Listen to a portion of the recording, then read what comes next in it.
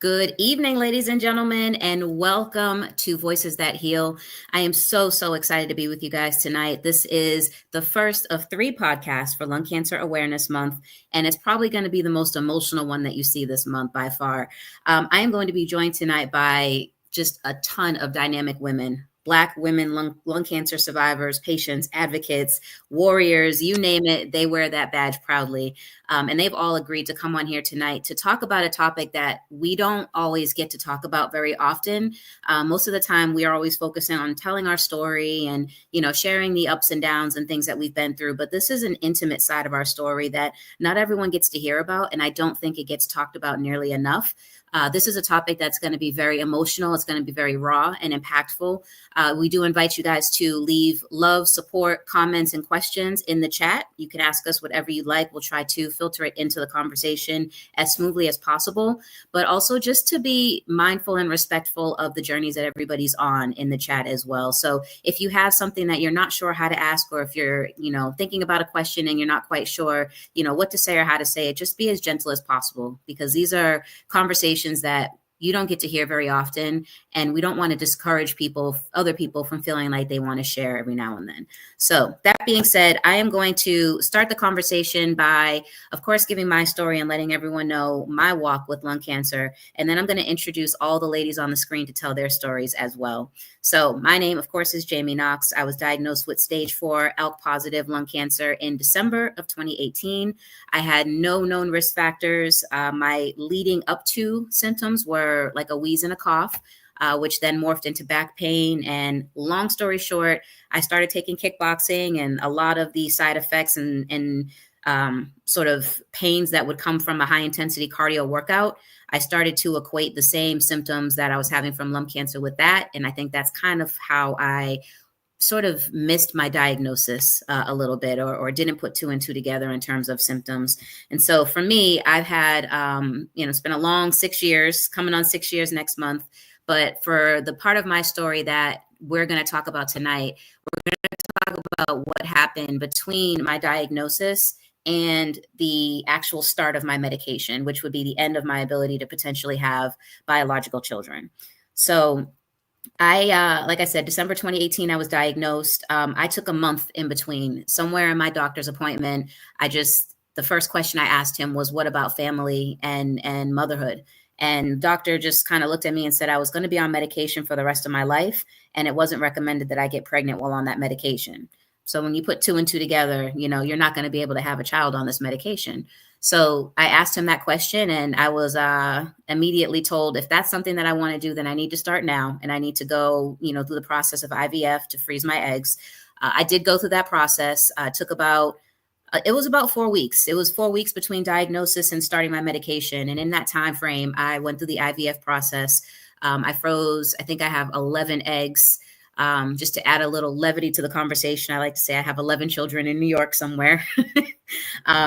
But I have 11 eggs that I was able to retrieve and save. And so that was kind of my first step and my first almost obstacle in my lung cancer journey, just trying to navigate, how do I still accomplish the motherhood goal that was top of my list?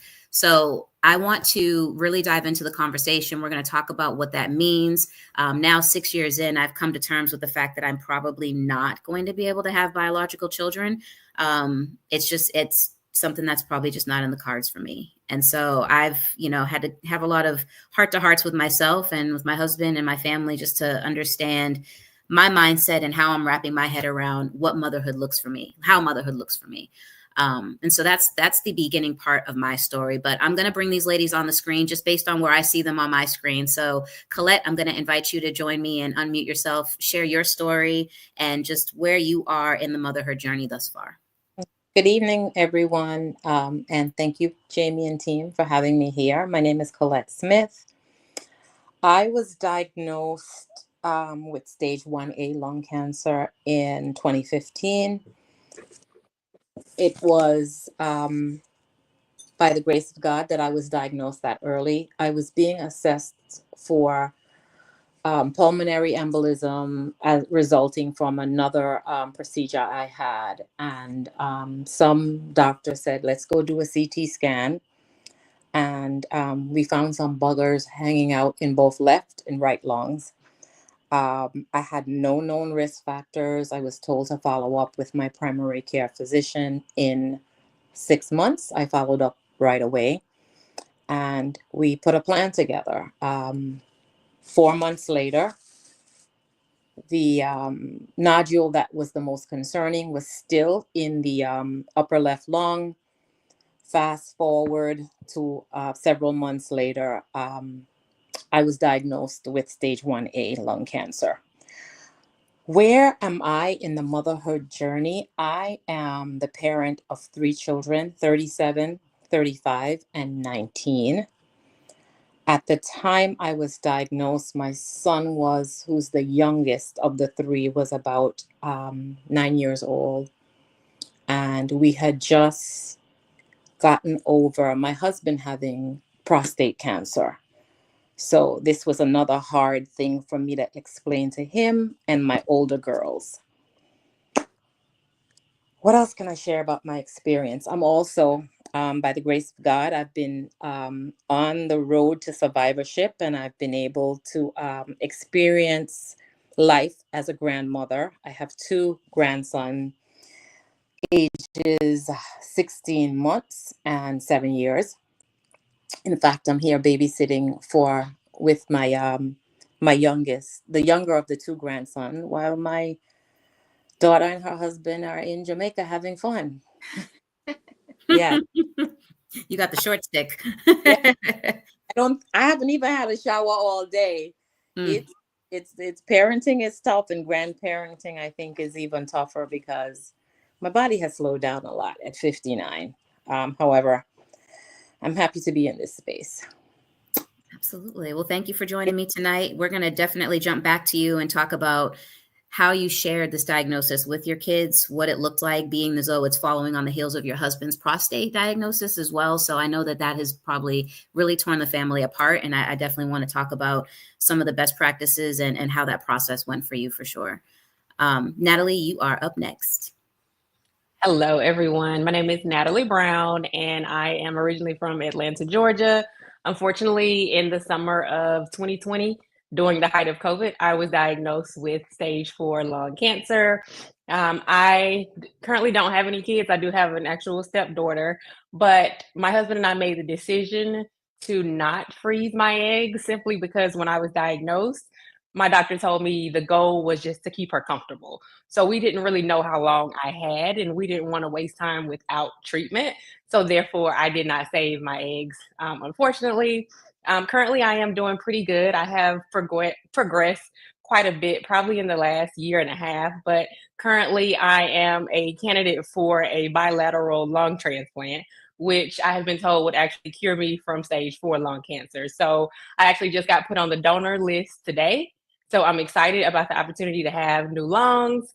Unfortunately, I still will not be able to have children after this, but the possibility of adoption might be a thing. It might not. To be honest, I'm not even really sure I want children anymore. So in the beginning, I did a lot, but I'm so used to it just being me and my husband now. I think I might be kind of content with actually not having kids. So that's my story in the short version. Absolutely. And listen, I am over here. I know you're up in Chicago, but we are all in this room rooting for you on this transplant. That is the most amazing news I think any of us have heard in a really long time. So I'm super excited for you. And we can't wait to see you running laps around the rest of us with your brand new lungs at some point. I'm holding you to that too. Donna, you are up next. Hi. So my journey with lung cancer started in 2015 when I was diagnosed with stage 2A/B lung cancer. So my treatment at the time I was told it was curative. And so I had surgery, removed my upper right lobe, and had some follow-up chemo and nothing after that for years. 2022, diagnosed again, new cancer, lower lobe, stage 2 again. And just really following up again, chemo, same deal. There's a drug that's available that I'm unable to take because my body rejects it. And so currently I'm under watch surveillance for some new suspicious activity. And so how that ties into motherhood for me, my son is 31. So I think he was, I guess, almost 10 years. So maybe he was 21 to 22. And he handled it pretty much okay. But then as time, this second time in 2022 was a little different. And so I'll share more about that as we go along. But he's also an only child. So I only have one. So he doesn't have any siblings. I mean, he has a sibling with his father, but he didn't grow up with any siblings. So sometimes I'm like, he's alone dealing with this. And who is he speaking with, talking to, who's supporting him? So that's a little bit about my journey. So. Absolutely. And so I'm happy to see you here, and welcome to the story and to the room. I think I've gotten a good group of women here to represent all different walks of the motherhood journey. So I think this is going to be a really dynamic conversation. I'm going to jump down to the bottom row here and jump to Rona. Hi, my name is Rona. Oh my goodness, 2017, I was diagnosed with stage 1 cancer. My daughter was 6 years old at the time. I have one. So we had to like let her know the things that she was used to, jumping on me and just a lot of playing that we typically would do, she couldn't do anymore. Nonetheless, it was like it was behind me. I was cured. That's exactly what I was told by my pulmonologist, and I even questioned if it was remission, and he said, "No, you're cured because we caught it early enough." And so, about a year later, I started having pains, and it just took a couple of more years before it was actually diagnosed. And it was during COVID and all the tests that I had to go to. I was very scared, to say the least. But when they found it, it went from a 3x5 nodule that they were constantly saying. All the doctors were saying my scans look good. There was no issues. But when that 3x5 that they found escalated to 17x17, and then there were multiple nodules throughout both lungs and the supraclavicular lymph node, like right here, going up toward the neck. So it was stage 4 now, and it was a different ball game. Nonetheless, I started Tagrisso, which is a targeted therapy, much like Donna, because we had the same mutation. And a year later, I had to the doctors reduced the dosage in half because of the side effects. A year later, they took me off because, and this was last year, which was the year later, they took me off because there was lung toxicity, or that's what they believed. I ended up in the hospital with double pneumonitis, and the lung cancer had spread to pretty much everywhere except the brain. And recently, I got the diagnosis of leptomeningeal disease. Sydney can help me with that. These names are hard, I know. But it means disease. Thank you. It means the cancer spread to the brain fluid and the spinal cord fluid, and there is a met on the brain. So it's what they did was put me back onto Tagrisso, which they took me off of last year for lung toxicity, in hopes that it wasn't lung toxicity. So just searching for clinical trials right now, and it's been a long journey, but throughout the journey, I've just had a wealth of support and love surrounding me, and I've had a really great quality of life. And right now it's reduced. However, I plan to continue to get back to the other side of healthy, on this side of heaven. I always say on this side of heaven because I want to make sure we don't have no questions. Okay. I hear that. And it's so Yes. good to have you on the conversation. I'm glad that we got to meet at the Heal Summit from this year. I was really excited to meet you in person after just talking with you on the phone and understanding your story. It was so nice to just, connect with you and sort of be that, connect you to the support system that you needed. Like it was really great Yes. to welcome you into the group. So thank you for being with us tonight. We're going to dive into your story a little bit more too in a little bit. Yes. Tamika, you are up next.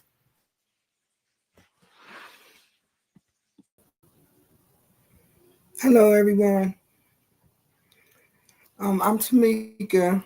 I was diagnosed with lung cancer in 2017, July of 2017.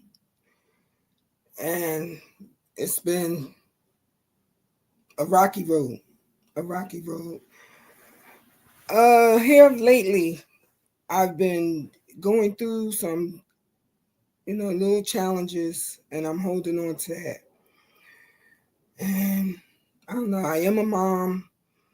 Thank God my children were older when I was diagnosed. I have 3 girls with 41, 39, and 33. And my one son is 37. And they've been, with their children as well, been, keeping me going forward, giving me a reason, not the only reason, but giving me a strong reason to continue this fight, not give up.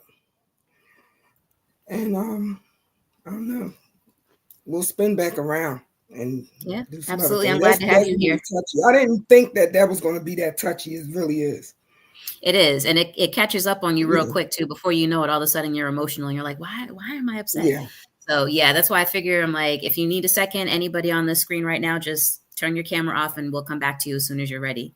But Sydney, you are last but not least. Hi, everyone. My name is Sydney Barnett. I was diagnosed in clearly a very eventful year for a lot of us. I was diagnosed in February of 2017.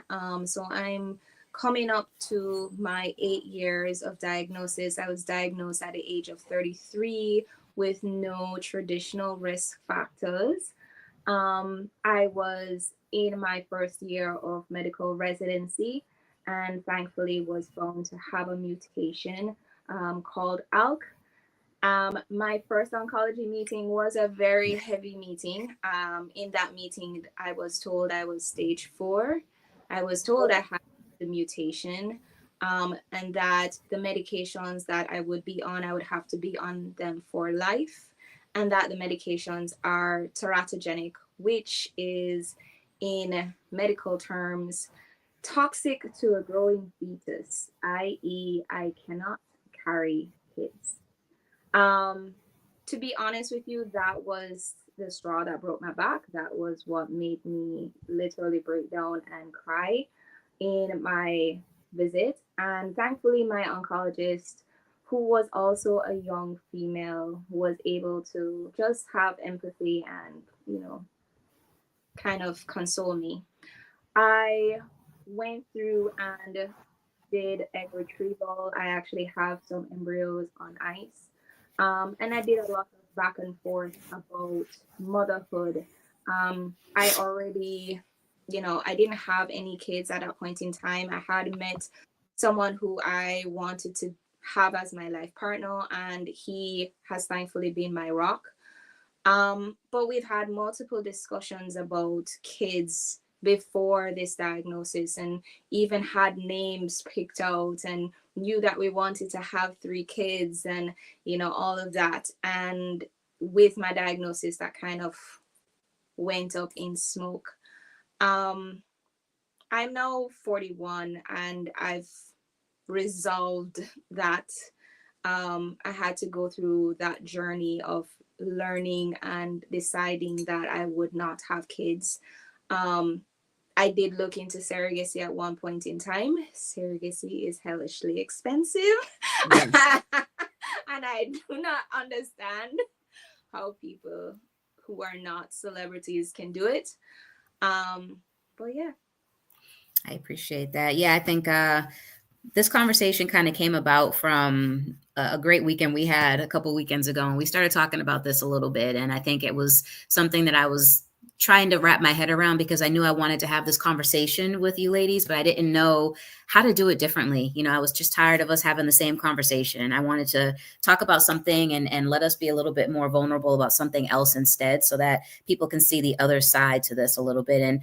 And not only just that, I mean, there's a lot of people out there who get this diagnosis and don't get the opportunity to even consider, you know, having children. Like it's immediately, as soon as you get the diagnosis, no, medication, boom. So a lot of it is just raising the awareness so that people understand, like, hey, in the back of your mind, if this is something that's important to you, make sure it's a question that you ask your doctor as soon as this comes up, so that if there is an opportunity for you to preserve, you know, some form of motherhood, you're able to do that.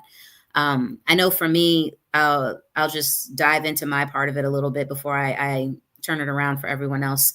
I know that I've kind of come to terms a little bit, and I say that, but also, like, on the other side of things, I don't think I've fully come to terms with it, but I've pretty much resigned that I'm going to adopt at this point. I looked at surrogacy too, Sydney, super expensive. Don't understand why. Even with a close friend who wants to do it for you, the price is still hundreds of thousands of dollars. Like, it doesn't make any sense. And now, given the current status of the country, I don't even know that that's something that, you know, I would even want to ask any friend of mine to have to go through at this point. So, you know, for me, I really started thinking about what motherhood truly meant for me. And I realized, see, it's happening already. I realized that, like, I don't want my people to have to tell my kid who I was. I want the child to remember, because they were around me. And so what do you do when the host needs a minute? Turn so your camera off. I know, right? So as much as I would love to have a child of my own, and that was something that was really important to me. I mean, I waited, you know, and I say all the time, like, we all have plenty of opportunities when we're younger to have a baby, but, like, some of us just, you have that mindset, like, no, this is what I want to do, and this is how I want it to be. And that I was one of those people that was like, no, I'm going to wait until I'm married. You know, I watched a lot of my friends struggle with, you know, baby daddy, baby mama issues. And I was like, I don't want that to be me. I want to be wife and mother, you know? And so I'm going to wait until I find that person. And, you know, I remember calls to my mom asking, like, when it was going to be my turn, because I was watching all my friends doing all this stuff, and I just was, like, chronically single. And she was always just like, you know, your time is going to come. Your time is going to come. And I remember being like, that is so unhelpful. Like, it was not helpful to me at the time, but, you know, the person did come. You know, my husband is here. It's wonderful. But 2 weeks after we got married, I got my diagnosis. So I didn't even really get a chance to enjoy, you know, the thought of motherhood and everything else, because that was, like, immediately stripped away from me. Like, as soon as I said I do, it was like, no, you don't. So for me, that was a very, very tough pill to swallow. And I really felt like that was very unfair, because I was just like, you know, I tried to do it right, you know, like, not that anybody else did it wrong, but, like, in my mind, that was the right thing that I was supposed to do. And I tried to do it right. And it's like, I just felt like I was being punished. And so I started thinking about, okay, I can still be a mom, and I am a stepmother. You know, my stepkids are in Germany, so unfortunately I don't get to see them nearly as often as I would like to. And so that's hard as well. But, you know, I thought about what I wanted out of motherhood, and I said to myself, I don't want someone to have to be like, your mom was so funny, or she was so silly, or, you know, she loves snacks, or whatever it is that they're going to say about me. I want them to remember, you know, I want them to be like, no, I remember my mom used to do this for me, or I remember she used to do this, that, and the third. And so I started thinking about how I could have that, because with a newborn baby, as important as that part of the child's life is, they don't remember that. They're not going to remember you swaddling them in the middle of the night and you coming to wake them and soothe them when they're crying. You know, that 6, 7, 8, 9 age is when kids start to make core memories, and they start to really form their personality and who they're going to be and how they're going to act. And so for me, I said, you know what? I looked heavily at adoption, because I said, all right, maybe I can turn this around and find a child, or, you know, siblings or whoever, who have just had a really, really crappy hand dealt to them so far in life, and, you know, show them what it means to have a family that loves them. And I can intervene in their life at a time when they don't have that same kind of hope, and they can bring me that same kind of hope, and we can make those memories, and we can do all the things, and they'll remember who I was. and then maybe they'll pay it forward and they'll do something similar. But for me, I had to really take a hard look at motherhood because, yeah, surrogacy was an option. I pulled that off the table. Having a child is not an option. And it's funny because I am paying for my egg storage now, and that bill is husky. And I'm like, okay, I should just pull the plug and be like, yeah, just, I'm not doing anything with these eggs. Let's just, get rid of them. But I can't make the call. So that's why I say I don't know that I'm big, bad, and tough, that I'm firm in adoption. But like if I truly was, I'd be like, go ahead and destroy those. And I can't do it for whatever reason. And so for me, I think that was the hardest part, was just realizing that there's never going to be a little mini me walking around. But I'm realizing that I can give the best parts of me to somebody else's child and love that child like it's my own, and give them the memories and the family that they're dying for. For me, that was the most impactful thing. And so that's kind of where I am in my motherhood journey, and my thought process around it. And I am grateful that I have a husband who's supportive of whatever I want to do.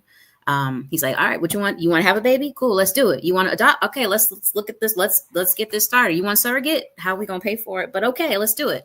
So he's on board, and I'm appreciative that I have that, and so I'm really glad that that's the case, because I don't know how I would be doing if I was trying to date with lung cancer. I can't even imagine. So I'm going to turn it over to, let me see, somebody who's got a different journey than me, I think. I kind of want to jump in a little bit with Donna and talk about your son and the things that you have going on, because you said the second time around was when he started to struggle with your diagnosis and handling it. So what do you think it was about the second time around that really was a struggle for him? Because you would think the first time would be the one that's tough. And then, the second time around, you would think, oh, I've kind of been here before. I know a little bit what to expect. So what do you think is the changing factor with that? So that's a great question. I really think it had to do with the timeline between my first and second diagnosis. And he never saw me different, right? Well, he did, but my life improved. My quality of life improved. The goal for me was always curative. And so we had a good 6 to 7 years where we thought I had been cured, but I found out in 2022, and he may just be hearing this for the first time, but I found out in 2022 that I had been missed for 2.5 years. So while I had every scan that I was supposed to have, at least 4 scans that it was missed, I think we all got really comfortable. And so in 2022, he was actually working and he wasn't at home. He's on the road doing his life, and he wasn't near me when that came. And so, and I told him over the phone, and I only told him because I was getting ready to go into surgery. And I'm like, this is my kid, my only kid. Like, I need to tell him, because, of course I have all my faith is in God, but listen, you get on that table, you just don't know. And I just couldn't imagine, hindsight being 2020, I kind of, of course, wish I would have waited. But I think it has a lot to do with that. And like I said, we all got comfortable, and he's back now. And he's like, well, wait a minute. And so it's funny, even within the last year, he's even staying with me again. But I remember he would say, because I'm active, I would work out, and people were like, how's your lungs? You all right over there? And I'm like, yeah. He was like, you don't sound like it. Why are you breathing like that? And so I think this time, just based on where he is too as well, I just think it hit him different, and you would think, right? He's older. Right. But it's like everyone was like, oh, you're fine, it's done, it's not coming again. And I used to tell you all that, like, I feel like I have survivor's guilt and I'm in this space, but my journey was 5 months, so fast forward to nearly 9, going into my 10th year, I just think it's a little more real now. And so I just kind of minimize what I even share. And so, in full transparency, people, even my loved ones who are watching, will probably hear things today that they didn't know before this moment. Yeah, same. And so, but I really think that has something to do with this. I don't even talk to him about it. I've asked him a couple of times if he wants to come to my appointments. One of the things for me, since I am speaking, I'm not married any longer. I was married many, many, many years ago, a whole nother lifetime ago. And you mentioned dating earlier, and I think about that. But for me, as this cancer just tries to find new ways to get to me, I think about him because he doesn't have a sibling. Of course, and again, no disrespect, he has a sister, but he doesn't have a sibling that he grew up with, someone that he's regularly in contact with, that if when my time here is done, like, who's going to take care of him? Who's he going to be with? So I'm like, forget me dating. I'm like, I need him to get married and have a family, you know? And so, and then he's, you know, he's my only child. He's a son, you know, he's a man child. And so they're always like mama and, you know, and taking care of them. And so I really think that has a lot to do with it. Yeah. And have you gotten him into any kind of therapy or anything, or did you make any choices to have him talk to anyone when you got your diagnosis? So he was like 21, 22, 23. So of course I couldn't do anything about that then. I do try to talk a little, and I probably will now, especially if he sees this, right? And I just try to include him, but then I also try to protect him. So I'm kind of like in this space in the way of that as well. But I think that, and a friend of mine who's probably on here, a doctor, she has given me, she's done research with adult children and teenage children and the parents with a cancer diagnosis. So she's given me tons and tons of information that I'll share with everyone. And just kind of how to process that, because it is a little bit different. And the last thing I'll say quickly, I have nieces, I have nephews. So they're, you know, I'm Aunt Donna. And so my niece, who is sophomore in college now with about 9 or 10, and she said, "Are you going to die, Aunt Donna?" You know, and so they also feel it. Yeah. And I said, "Well, not from lung cancer." And so they watch me, you know, and so I feel like while I just have him, I just have all these kids, all my nieces and nephews watching and, you know, concerned about Aunt Donna. So there's more than one way, you know, to mother, absolutely, you know, children. Shout out to the aunties in the room and all the nieces and nephews that we love on whenever we get the chance. I know I have a whole handful and a brand new niece that was just born this week. So that's really exciting. So I want to switch over to Rona, because you have a 6-year-old. So that's she was 6 when you were diagnosed. And I think you said it's been a few years now at this point. So did you consider therapy or anything for your child when you got your diagnosis, or how did you sort of handle that initial discussion with them when you got your diagnosis?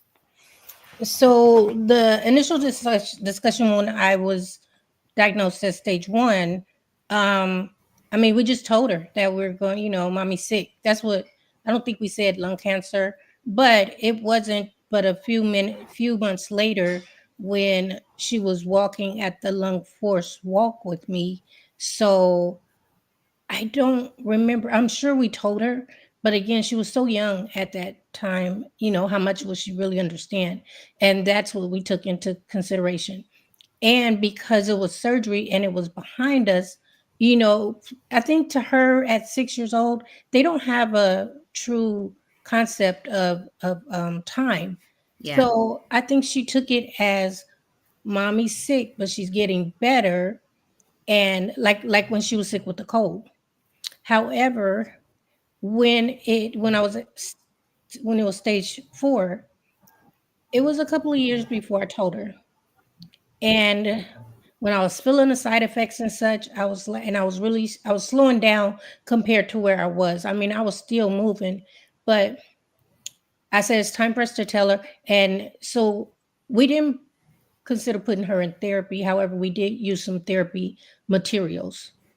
And I take that back. We considered it, but we felt like she didn't need it, because while it was stage 4, I told her I was going to be on the medicine that the doctor said I would be on the medicine for the rest of my life. I think maybe I told her that. Mm-hmm. I don't know. I know for sure that I told her, or we told her, that, you know, it was back, and it was and I told her I was gonna beat it just like I did last time. And that was my every intention, because so many people get to NED. However, that hasn't been my story yet. And I'm still holding on to hope despite this latest diagnosis, which is very grim. And so I think it's time to have another conversation with her. But the last time I asked her thoughts, she was like, "Well, mommy, you know, it's just like last time. You going through it, and you'll get over it." You know, she's like, her faith gives me faith. And so then I'm like, yeah, I am. So I guess maybe that's another reason why I haven't. I'm like, man, I'm using her to keep me motivated when I fall down. So nonetheless, we haven't used any materials, but I will share with others that there are, if you Google how to talk to your kid with about a lung cancer diagnosis, there are all kinds of legit um, websites that you can get the answers from. Many are the how you say that, ND, wait a minute, National Cancer Institution, cancer centers. I don't know. I messed that up. It's all good. But you know what I'm talking about. Yeah. And those who are diagnosed most likely know what I'm talking about. And then the other ones like the American Cancer Society, the American Lung Association, all different ones. I've seen it on their different pages, so I know for sure. And maybe even Heal has one. I don't know for sure. So yeah, that's where we're at. I haven't talked to her again about it, and I'll know when the time is right. Just Yeah. like I did before. It was 2 years before I told her. Yeah. But once she starts noticing things, I knew it was time to tell her. Just like this time, she's starting to notice things. So I mean, I've been thinking about it. And how old is your daughter now? She's 13 now. She just became a teenager, and I won't say everything about because she's really a good kid, but yeah, she's a girl at 13. Okay. Yep. We all laughing because we know how we were at 13. Right. Every bit. So Colette, I'm going to jump over you because you have grown kids, and Tamika, I'm going to jump to you as well, so you both can unmute. Was the conversation that you had with your children, since they were older when you were diagnosed, was it difficult, or was it more difficult because they were older? Like, what was that like for you guys? Okay, I'll start first. First of all, Jamie, just what you're doing here, you're leaving legacy. So whether or not your memories of you will be with a biological child or with us as your sisters, we have a space here for you, and thank you for that. And Stop it. and I'm going to remember you for your snacks. Yes. That part. That's the first thing I want to say. The second thing is, I don't know why this conversation has me so teary. I warned y'all. I did warn you. I don't know, but I'll say that before I jump into your question, cancer has taught me empathy, like a whole lot of empathy I have. And my first lesson in empathy began with my husband and his diagnosis. I just didn't understand what cancer meant and how cancer could make you feel. I didn't understand it. I just wanted him, go get the surgery, go get the medication, go get the treatment, and let's move on. And he tried to explain to me, but I did not understand it. He said to me that everyone says they'll pray for me, their thoughts are with me. He says, this journey is mine, this burden is mine to carry. And it's like there's a line of demarcation that separates the person who has the diagnosis from the rest of the world. While the rest of the world is carrying on with life and life looks perfect, you're in this space where you're isolated and only you can walk that path. And I never understood it until we were walking up to my surgery. And he was going to park the vehicle, and I started crying like, you cannot leave me to go park this vehicle. I am not going up there by myself. He says, yes, you are. This is yours to carry. He says, I'm going to be there, but I can only come but so far. And I understood it. I understood it from a different perspective. So I hold space for empathy. With regarding sharing my diagnosis with my children, it was the most difficult for me to do with my youngest at the time because he had just gotten over hearing that dad has cancer. And I had a different outlook. I'm like to my husband, just tell him. And I couldn't understand why he couldn't tell him. Either way, we got therapy for him. However, I didn't have the courage to tell him what was going on with me. I felt like here I go doing it to this kid again. And unfortunately, because there were parents at my son's school that knew what I had gone through, there were discussions. And my son came home from school one day and he said, "Well, Mom, how are you living with only one lung? Are you going to die?" And I knew he heard the story, and I sat him down and I spoke to him. I was honest with him, as honest as I could be with, I believe he was 8 or 9 years old at the time. I was honest with him as I could be. And I made a promise that going forward, I would be truthful and honest. With my oldest children, believe it or not, it was tougher to have the conversation because they did not want to have the conversation. Especially my oldest child, who also has had some infertility issues. In fact, this child that I'm babysitting, this is the first live birth of 6 pregnancies. So, she did not want to have the conversation with me. She would make excuses and disappear. That's been my experience with sharing my story and sharing my diagnosis with my children. What about you, Tamika? Can you repeat the question, please? I'm all over the place. No, that's fine. I just was wondering, having older children with a diagnosis like this, how was it telling them about it? And, have you guys talked about therapy or anything like that? Or I know they're older, so Donna said, you can only do so much, but just how was it telling your older children about your diagnosis and how did it go? Well, I think the only real conversation is when I told them when I was still in the hospital. It was really never a conversation going forward. It was just, they had my back.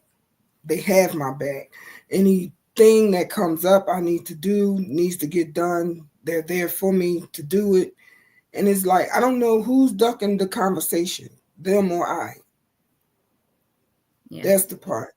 I never did introduce, I never went for therapy thinking maybe they didn't really need it because they are older. But I think with them being older, we do need it. Yeah. We do need it. And it's just because I'm who they have always had. I think that is a conversation, that is a therapy session that we need to do. Yeah, absolutely. And I think the hard part too, go ahead. No, I was gonna say, I think therapy is something that really keeps the conversation constructive. You know what I mean? I think that it's what helps people process their emotions better, because a lot of times you don't know how to process them. So having somebody talk to you and talk you through some guided conversation with yourself can help you guys come to terms with a lot of things as well.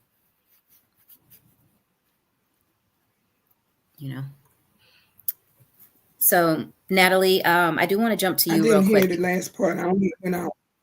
Oh, okay. Sorry. I was just saying, I think counseling can help you guys process through some of the emotions in a way that's a little bit more healthy as well. Did that come through? Yeah. Okay. So Natalie, jumping over to you, I just wanted to ask, because you said something earlier in the conversation that, they told you when you first were diagnosed that the focus was to make you comfortable and you didn't have an opportunity to freeze your eggs or do any motherhood, preservation. I know you said you've come to terms with it and you kind of don't want kids, but was there any sort of regret that you had after finding, now you're here for years at this point. So was there ever any regret where you're like, man, I could have probably just went ahead and did it, and got it done and had at least the option, they kind of took that away from you a little prematurely? Heck no. I don't regret it at all. My husband basically, he said, I'd rather have you than have a child. So if that means to go ahead and start treatment ASAP, of course, we're going to go ahead and start treatment. But the part that I do regret, before I got diagnosed, which a lot of people probably don't know, I did miscarry at 9 weeks before I actually had cancer. So I do wish that I would have not miscarried and been able to keep my baby. So therefore, at least I would have had one child now. So I would have felt a little different about the situation. But now, miscarried, didn't freeze my eggs, and now I'm just completely kidless. But like I said, I think I have come to terms with it, not fully, but I'm coming to terms that I am not going to have a child, and I am almost okay with it. I think the anniversary of my miscarriage actually is in about 2 weeks. So that probably is going to bother me. I cry every year around the same date. Nobody knows that either. But yeah, I've pretty much kind of come to terms with it. I do actually have a fur child who does cost me money, and I love him to death. And I might be getting a second one when I get these new lungs. So that might just be the route that we continue to go. Shout out to the fur babies. I got a couple of those bad boys myself, and they are wonderful. So, Sydney, I do have to jump to you, of course, because you've already said that you're set in your sort of decision that you don't want children, and you kind of come to terms with it. What was that inner process like for you coming to terms with it? I mean, did you go through your six stages of grief? I forget what it is, 5 stages of grief. I don't know. Did you what was it coming to terms with that for you? I think for me,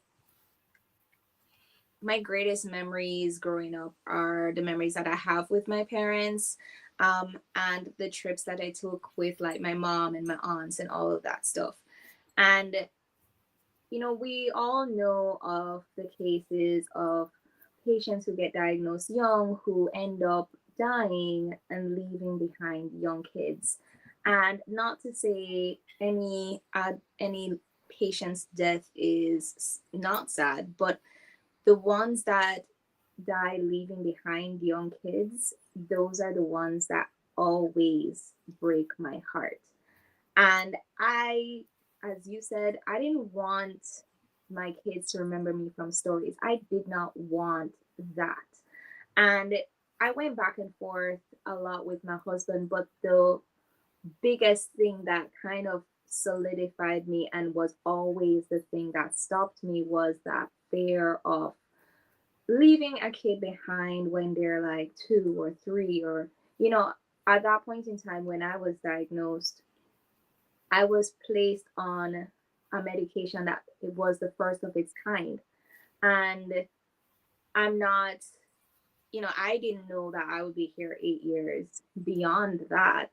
um and people have had kids on the medications that I am now on, but it's still the same thing about, oh, me dying is still the underlying issue, which is the reason why I, will not move forward with that.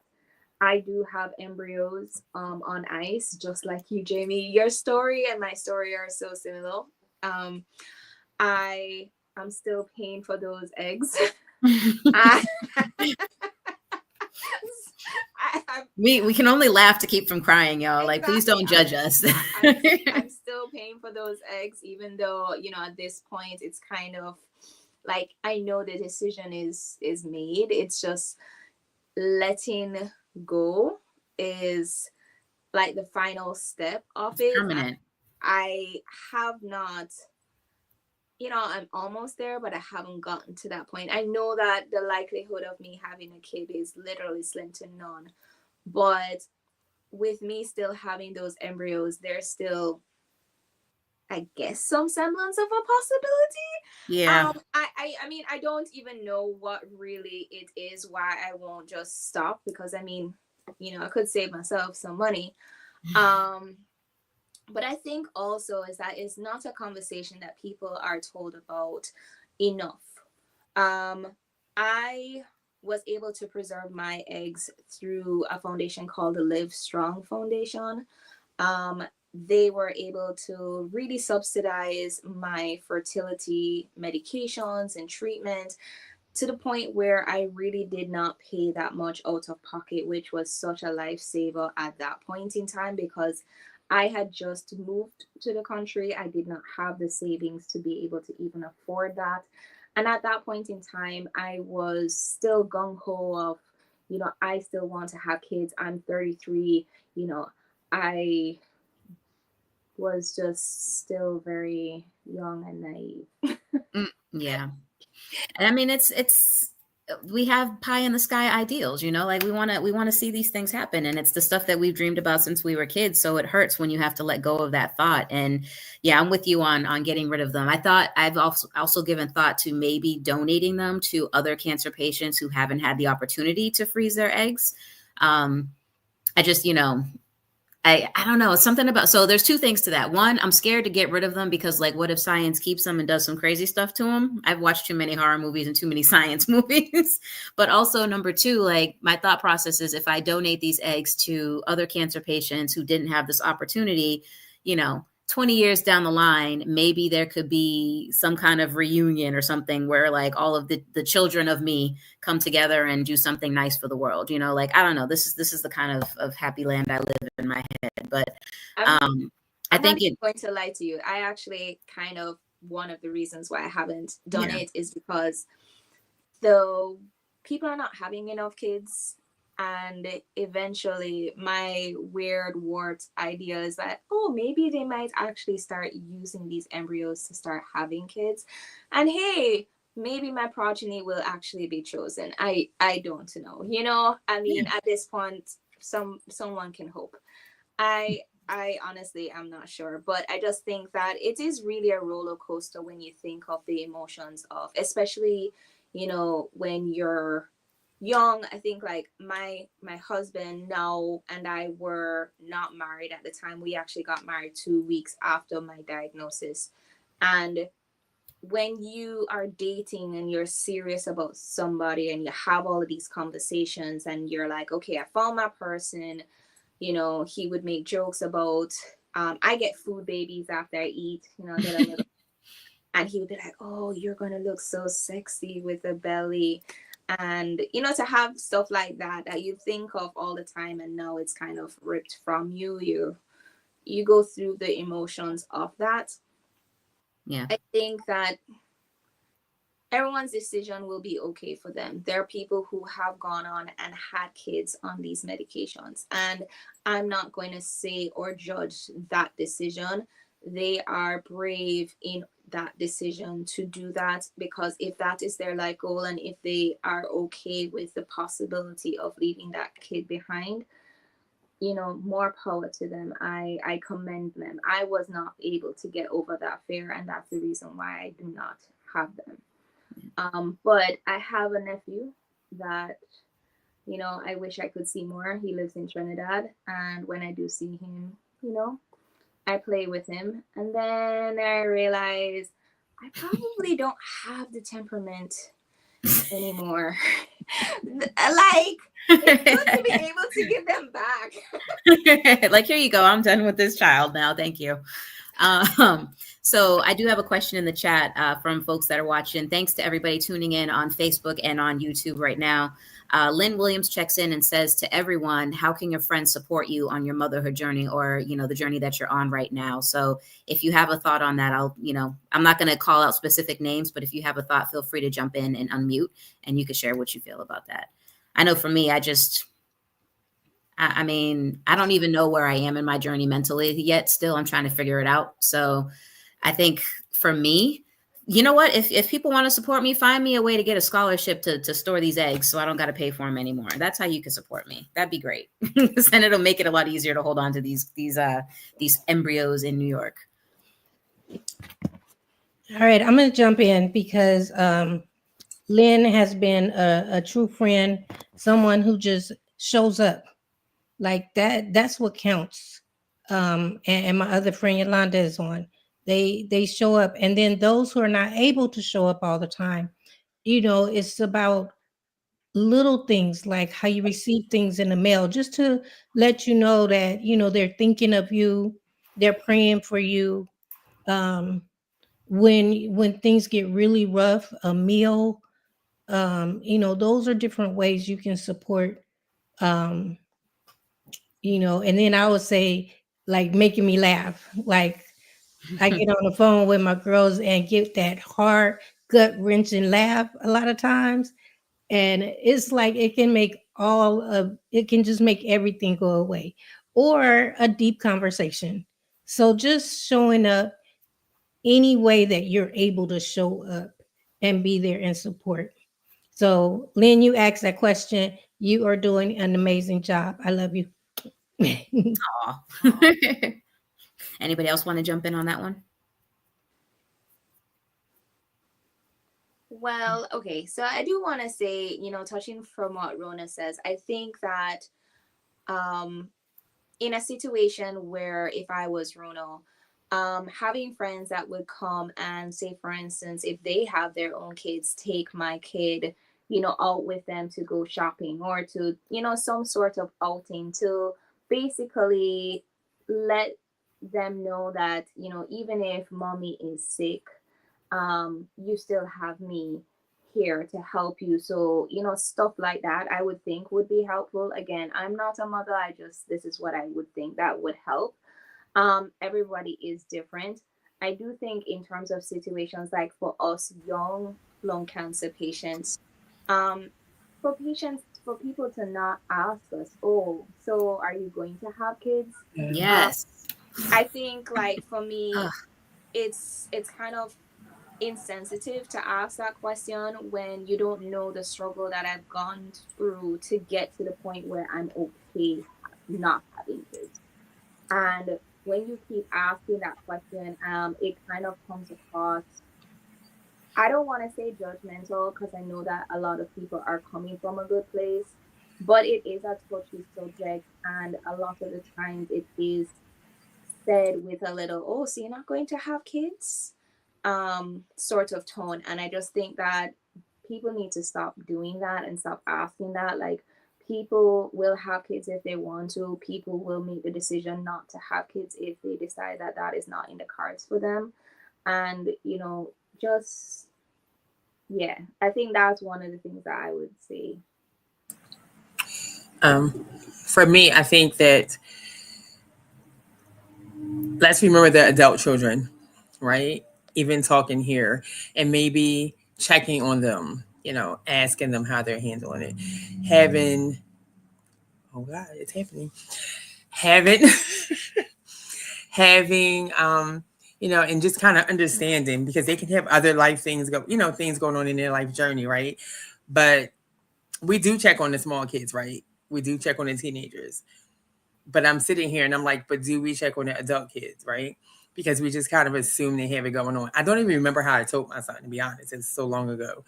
Um, I'm thinking about Tamika, having adult kids, but then having grandchildren and Colette and having grandchildren. And it's like, who's checking on them? Because they're being strong for us.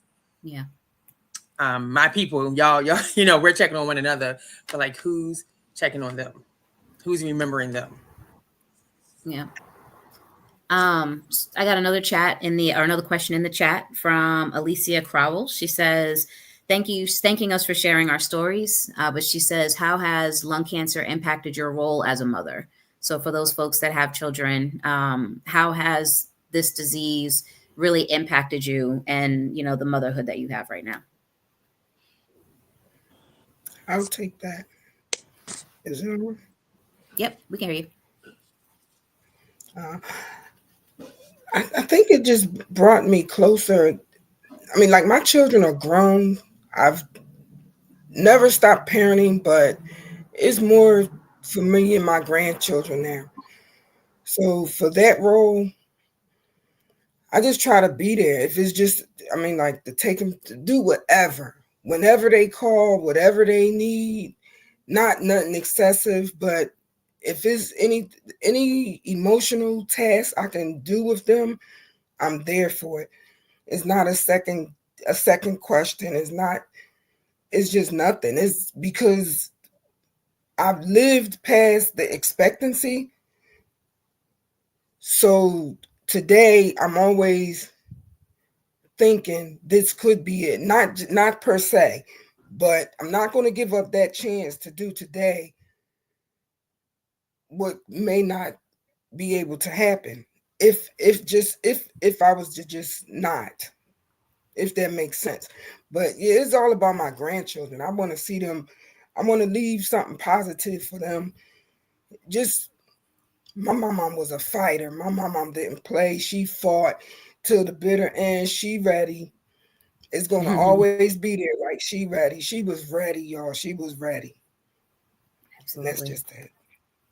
In addition to this question, I want to ask if you guys find yourselves going out of your way to make more like memories with them. Like, are you taking more, time to create those memories that are going to last for a lifetime? Or have you, is it just something that happens naturally for you?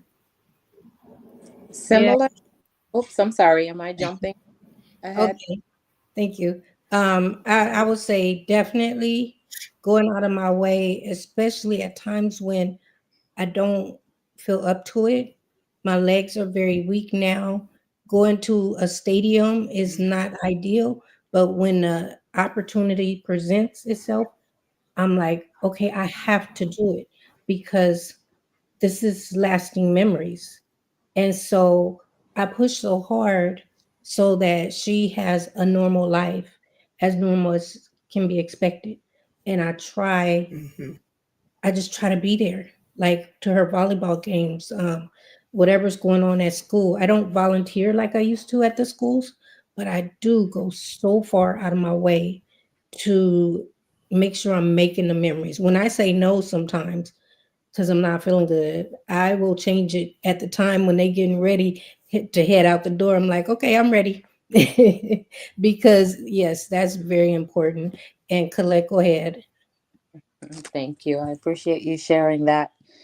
Similar to what you're saying, what you've said, Rona and Tamika, my perspective is there will be time for resting when I am gone. Even if I'm not feeling my best, I am not saying no to babysitting. I am not saying no to spending time. I just always want to be there. I always want to be involved. And I am of the opinion that my children should be better off than I was. And I want to be involved in every step of that process. Um, there'll be time to rest when I'm gone. And when that time comes, that will be the time. But for now, I'm diving in and creating the memories and the experiences. I love it. Yes, I agree. I agree. Shanika Baker is in the chat. We actually answered that question earlier on. She said, "Is surrogacy an option for the women that do want children? Has it been thought of for the ones that don't have children?" Yeah, we talked about that a little bit earlier on in the conversation about surrogacy and the cost associated with it, and just the impact of it. So I can drop a timestamp in the chat for you later on after we close, so you can see where we talk about it. But yeah, we have had that conversation. So we're getting ready to wrap up a little bit here. What I wanted to find out is, or have you guys do, is sort of share some of the advocacy stuff that we're doing this month. So obviously Lung Cancer Awareness Month, we're all doing stuff. We're all busy. I mean, we're traveling around, we're doing walks, we're, wearing our shirts. So I wanted to give you guys the opportunity, while we have a captive audience, to share your, the journeys and things that you're doing, and really promote them so that you can get some support and some backing for the things that you're doing. So I don't know who wants to jump in first, but Natalie. Okay, good. Natalie, you jump in first and share what you're doing this month. I'm getting a double lung transplant. That's my advocacy. I am definitely waiting to get this procedure so that I can learn more about it, obviously, and educate people. I feel like this is going to be a great opportunity to cure or treat, however you want to say it, a lot of people that don't know about the program or the opportunity. So that is my big advocacy for the month. Get this procedure, learn more about it, and spread the word. All right, wait, though. You got to tell people, because I've seen you post stuff on social media about how people asking you questions about how you qualified for a double lung transplant stage 4. So can you talk a little bit about what that qualification process was like and how this came about for you? Yeah, so it came about because basically I was starting to run out of options. I have been on 4 chemotherapies, immunotherapy, and 2 clinical trials, and I progressed pretty much on all of them. I was stable for about 2 years, and after that, I just continued to progress. So my pulmonologist actually said, "Hey, I work with the team at Northwestern to do transplants. You might qualify for this. You should give them a call." So we set up a call. Basically, I had to send them a bunch of paperwork. I had to do a bunch of scans. And when I had my first evaluation with the thoracic surgeon, he said, "I saw some of your current scans and your lungs are extremely bad. he says basically chemo is only buying you time, and clinical trials would only do the same thing. So basically what he was trying to say is eventually you're going to die because the medication can't stop it. You need this transplant. So I went through tons and tons of evaluations with them. The reason that I do qualify is because the lung cancer has not metastasized in other parts of my body. It has been confined to the lungs only within the last 4 years. So although it has progressed, it is a extremely slow growing cancer. Thankfully, that helps also. So that's how I qualify for the procedure. And then Ruby checks in the chat and just said no biomarker played a role, right? Oh, I don't have a biomarker. That actually probably did play a role, because if I had a biomarker, I would be on some type of targeted therapy more than likely, and that probably would help to control it. But I don't have one, which was why none of my treatments were really working. So that probably did kind of play a role also. They didn't specifically say that, but just talking to them about treatment options, it seems like it. Got you. All right. So who's jumping in next to share their advocacy for the month? And Natalie, go kill it. We're so excited for you. We can't wait for you to put in the chat when you're going under the knife, so we can all just be sitting there and praying for you. So I'm super excited. But I think Donna just unmuted, so you're up next. Yes. So what am I doing? This obviously today. And then on November the 20th, Shine a Light on Lung Cancer. There's a lung cancer awareness workshop in Dover, Delaware. And I'll be one of the speakers there. I have a few other, American Cancer Society, I think it is. A few other things that I'm doing, but they're mostly interviews that'll probably be published in like online as a podcast and things of that nature. So I'm doing a few of those this month as well. And yeah, whatever comes up and someone asks me or invites me to, if I'm available, I'll do it. And also anyone with lungs can get lung cancer. So we're doing that campaign, which is more of just kind of posting pictures and reminding people that anyone with lungs can get lung cancer. So yeah.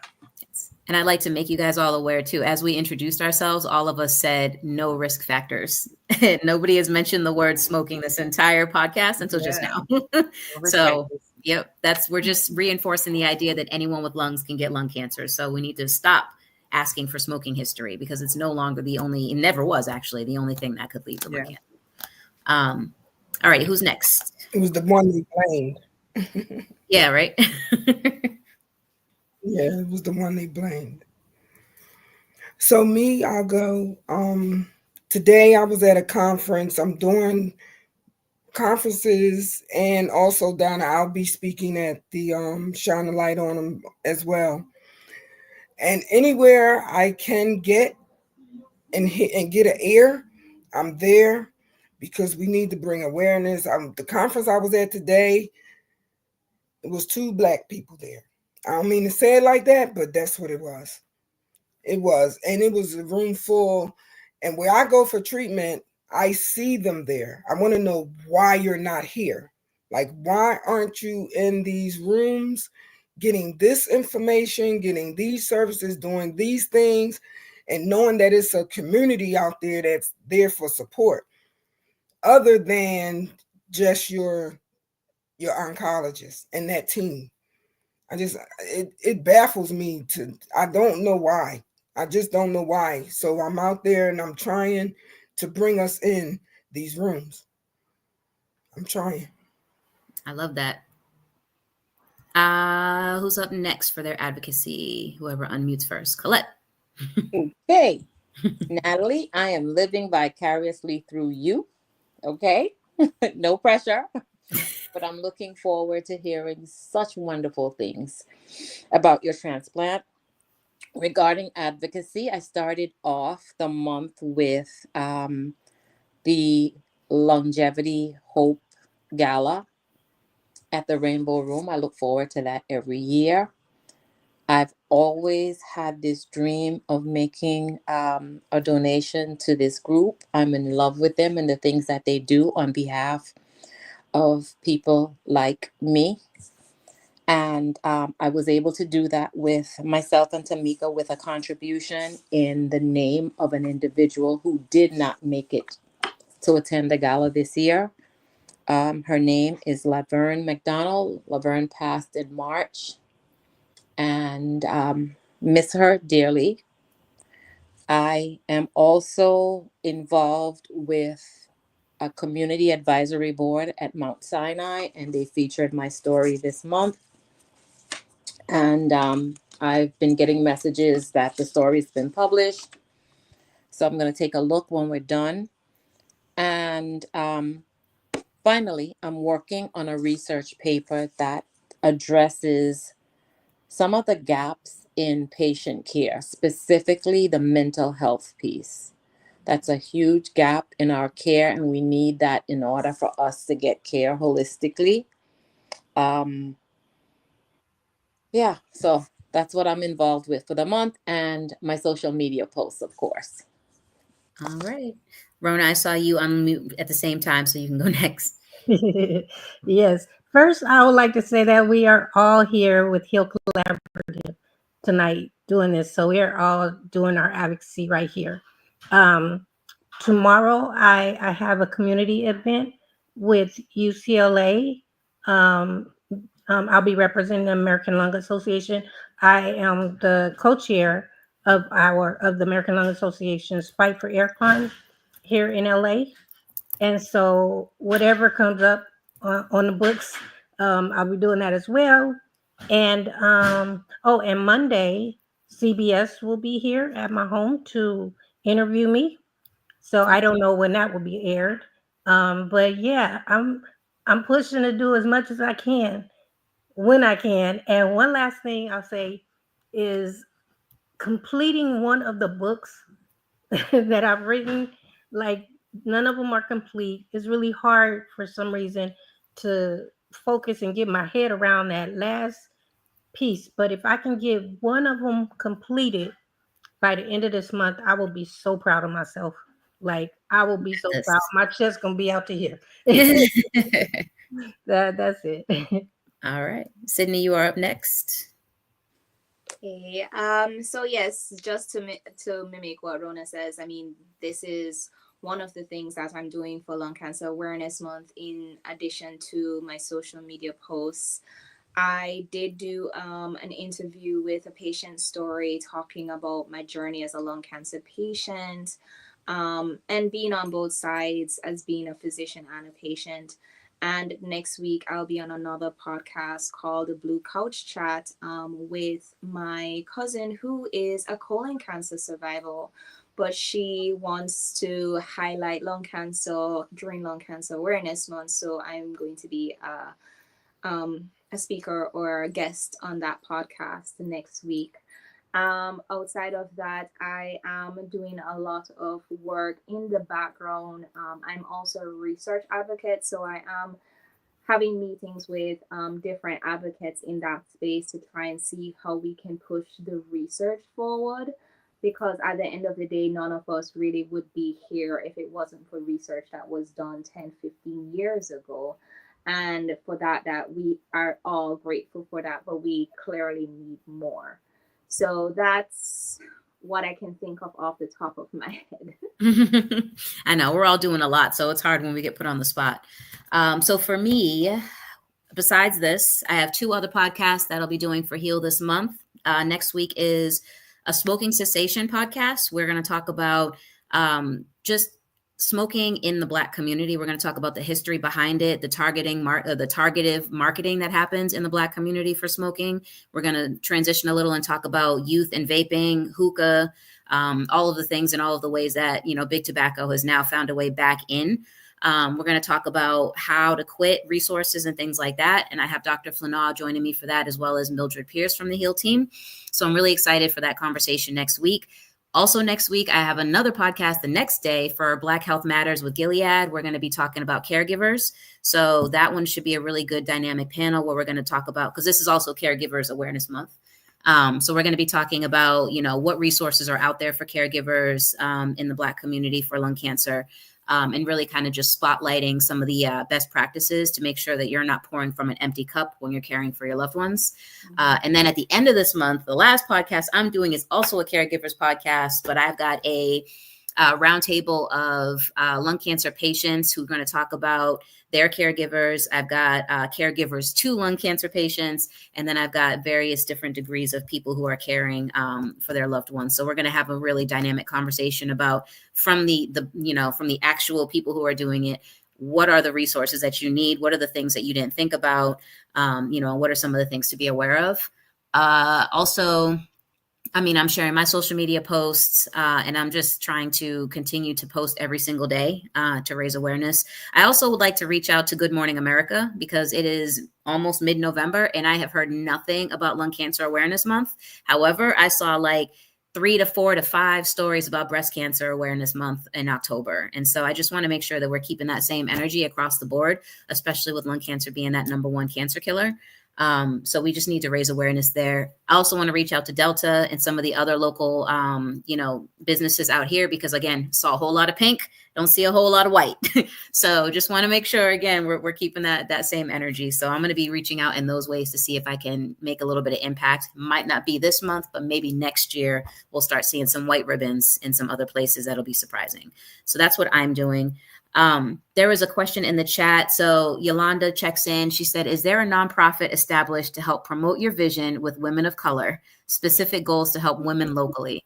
Which is very funny as you see all these girls around here laughing because we're working on something. Something is a brewing. So stay tuned. We're working on it, but we do have a lot of organizations that we are all individually affiliated with. I don't have a problem with you guys just going around and just sharing who those, organizations are real quick. So you can maybe connect with them if need be. So obviously I'm affiliated with HEAL. So I'll prep them right there. One more thing. I'm so sorry. HEAL Summit 2025 is a thing. It's really happening April 24th to 26th next year. So please make sure you follow HEAL Collaborative on Facebook, and you can check their website. Registration is going to be active very soon. If you miss this year's, you're definitely going to want to be at next year's. So make sure you get hip to that. But all right, ladies, go ahead, unmute and share your organizations and where people can actually connect with you. So if people want to hear more of your story, if they want to just give you some kudos, Natalie, if they want to donate to your GoFundMe, all that kind of stuff, now is your opportunity to take the stage and share your contact information with the audience. So Sid, you're unmuted first, so I'll let you go first. So my socials are Dr. Yola Olo. So it's Dr. Yola, YOLA, OLO, just like, YOLO, you only live once. So it's for Instagram, TikTok. I am on Twitter or X, but clearly I don't use it very much since I'm still saying Twitter.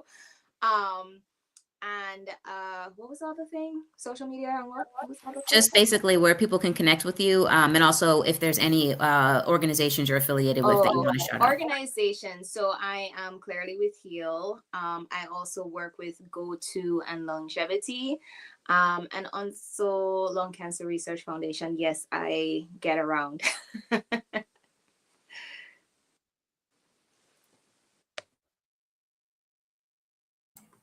I'll go. I'm just going to give one social media a name because none of them have anything to do with my name. But Bella D. Marie on Facebook. And from there, you can find me on Instagram. I am in the stages of starting a TikTok account. Y'all finally want me over.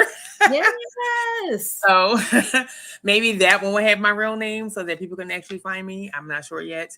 But outside of that, as far as advocacy groups, of course, HEAL. And shout out to HEAL and thanks for this platform here. Longevity being the first organization I connected with that actually their annual Hope Summit is where I really started growing a community or meeting, women and creating communities. So Longevity, but then there's also Lung Force, which is through American Lung Association. So I've done work with them. And who am I forgetting? Longevity, Lung Force. Yeah, so it'll be on social media. That's all I can think of in the moment. But we're around. You'll see us around. And my stories are on all of those multiple platforms as well, but I can share them on a Facebook page, or maybe we'll create a page so we can kind of share all of our things together. So absolutely. Yeah. All right. Who's up next? Let's let Colette go with her grandson. So cute. This is Cobain, everybody. He got up. He has a cold. Feeling well. Hi, cutie No, pie. he's asleep.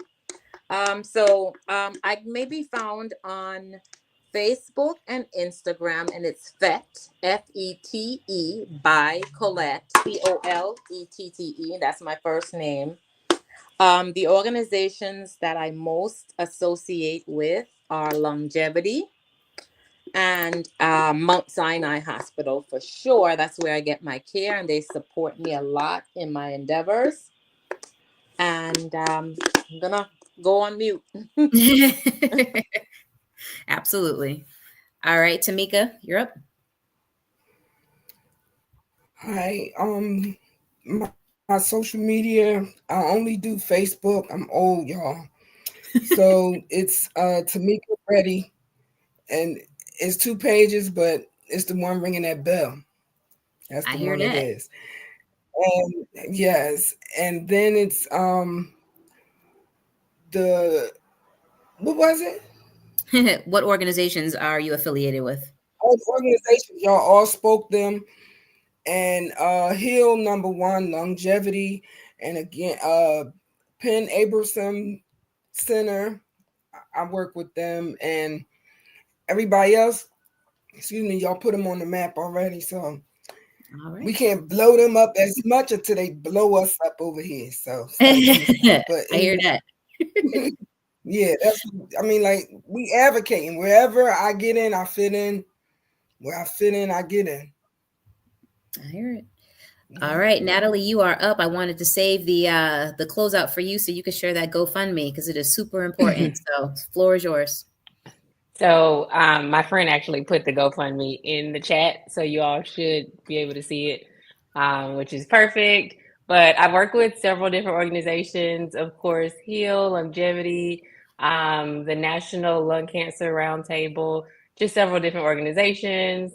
I primarily use Instagram. I am on Facebook. I'm on TikTok too, but I'm a baby beginner on TikTok.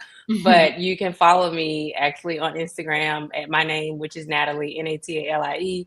Wait, sometimes I get it backwards, y'all. Hold on, that's why I had to run and get my phone real quick. So it's Natalie _ B10 is my Instagram name, and that's kind of where I do most of my posting for now. But if you want to look me up on Facebook, it's just Natalie Brown. All right. So Lynn checks in again, says, anyone in Georgia? Oh, yes, girl. We have lots of survivors in Georgia. We will connect offline. Georgia, Atlanta. Yeah, we got a bunch. So my social media is, what is my Facebook name? I think my Facebook name is Jamie Jams. That's fine. But my Instagram is just_jams. My TikTok is, I have 2 of them. Jamie Knox Advocacy. And then there's, what is it? It's just jams, all one word on TikTok. So those are my main pages that I go by. I want to thank everybody for joining us tonight. I want to thank everyone who's been live in the chat. I must say, Rona and Tamika, y'all have some warriors in the chat, man. I don't know if y'all are seeing these comments, but they going in. So definitely appreciate everyone tuning in today, asking questions, showing love. Definitely appreciate it, being supportive as we go through and talk about this really sort of emotional and raw topic. Ladies, I want to just take a minute and thank you for your transparency and your vulnerability. I know this is not a conversation we have at all in public. So I thank you so much for being willing to talk about it and be open about it. I think this is going to spark other people to be comfortable talking about it. And it's going to raise awareness, for other women who may be getting diagnosed to, in the back of their mind, remember to ask about that motherhood thing, because it becomes a really important thing and you don't realize it sometimes until it's taken away from you. So I just want to thank everyone for joining us tonight. I want to thank HEAL for sponsoring this and putting this on. Please make sure you connect with us, watch what we're doing, share our stuff. That's how we raise awareness and how we start to get more eyes on the content and the things that we're saying about lung cancer. Anyone has any questions, feel free to leave them in the comments and in the chat. This is still going to live on the Facebook and YouTube page for HEAL. So we'll still be able to continue the conversation well after we wrap tonight. So with that being said, everybody have a safe and enjoyable rest of your weekend. Happy Veterans Day to those that served. And we will see you guys next week on, I believe, the 13th and the 14th. You'll see me live again. So stay tuned, and thanks everybody for joining us today. Thank you. Bye-bye. Thank you.